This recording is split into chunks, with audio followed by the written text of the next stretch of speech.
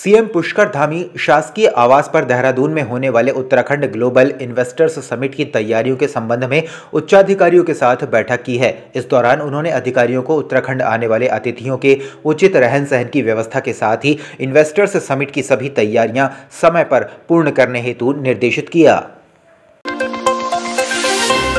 Destination Uttarakhand global investors summit के तहत मंगलवार को सचिवालय में आयोजित उत्तराखंड एनर्जी कॉन्क्लेव में मुख्यमंत्री पुष्कर सिंह धामी की उपस्थिति में 40,423 करोड़ के एमओयू हस्ताक्षरित किए गए। मुख्यमंत्री ने कहा कि उत्तराखंड में ऊर्जा के क्षेत्र में कार्य करने के लिए अपार संभावनाएं हैं। उत्तराखंड राज्य की अवधारणा में ऊर्जा सेक्टर का महत्वपूर्ण योगदान था। उन्होंने कहा कि राज्य में निवेश बढ़ाने के लिए राज्य सरकार द्वारा लगातार प्रयास किए जा रहे हैं। औद्योगिक जगत से जुड़े लोगों के सुझाव के आधार पर 27 नई नीतियां बनाई गई हैं और अनेक नीतियों को सरल बनाया गया है। मंगलवार को मुख्यमंत्री पुष्कर सिंह धामी ने राजपुर रोड के दिलाराम चौक पर स्मार्ट सिटी परियोजना के अंतर्गत दिलाराम बाजार में स्थापित राष्ट्रीय ध्वज स्मारक का लोकार्पण किया। इस दौरान वित्त मंत्री प्रेमचंद अग्रवाल, वन मंत्री सुबोध उनियाल, निवर्तमान मेयर सुनील उनियाल गामा, क्षेत्रीय विधायक खजान दास सहित कई गणमान्य लोग मौजूद रहे। राष्ट्रीय ध्वज स्मारक का लोकार्पण करने के बाद सीएम पुष्कर सिंह धामी ने कहा कि भारतीय ध्वज हमारी आन बान शान है। यह ध्वज राष्ट्रपति जी के आशियाने के नजदीक है, राजभवन और मसूरी के रास्ते में है। आने जाने वालों को इसे देखकर प्रेरणा मिलेगी। राष्ट्रीय ध्वज हमारा आन बान और शान है, हम सबके लिए प्रेरणा है और ये ऐसे स्थान पर लगाया गया है राजपुर रोड दिलाराम चौक के नज़दीक, जहाँ से हमारा राष्ट्रपति जी का आशियाना भी इसके समीप है, राजभवन भी है, अन्य जो हमारे महत्वपूर्ण आने जाने का जो मार्ग है वह भी ये मार्ग है और साथ ही पूरे देश दुनिया से आने वाले लोग इस मार्ग से गुजरते हैं।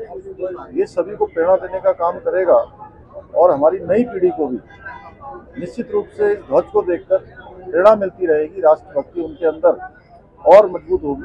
इसलिए आज बड़े शुभ अवसर पर ये आज राष्ट्रीय ध्वज यहाँ पर लगाया गया है और स्मार्ट सिटी योजना के अंतर्गत ये नए शहर का भी एक तरह से आगाज है कि जिस तरह से स्मार्ट सिटी में आज काम हो रहा है, नया शहर आप सब लोगों को दिख रहा होगा।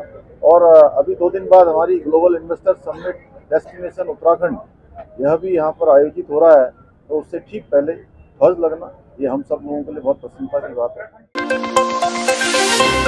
थाना पथरी पुलिस को सूचना मिली कि एक व्यक्ति का शव फेरोपुर के एक गन्ने के खेत में पड़ा हुआ है। सूचना पर पुलिस तत्काल घटना स्थल पर पहुंची और घटना स्थल का बारीकी से मुआयना किया एवं उच्चाधिकारियों को सूचना दी। पुलिस ने आसपास के लोगों से मृतक की शिनाख्त कराई, जिसमें पता चला कि मृतक महेंद्र पुत्र प्रकाश निवासी ग्राम डांडी जसोवाला सहसपुर जिला देहरादून है। पुलिस ने पंचनामे की कार्रवाई कर शव को जिला अस्पताल हरिद्वार की मोर्चरी में रखवा दिया। पुलिस ने मृतक के परिजनों को सूचना दी, जिस पर उसके भाई पाल सिंह की तहरीर पर मुकदमा पंजीबद्ध किया गया है।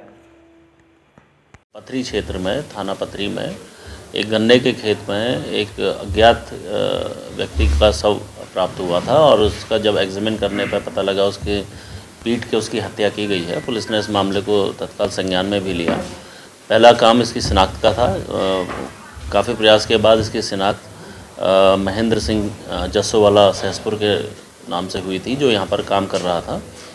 क्योंकि मामला अज्ञात में था, तत्काल उसके भाई से इसमें अभियोग पंजीकृत कराया गया। उसके बाद आगे की कार्रवाई करी।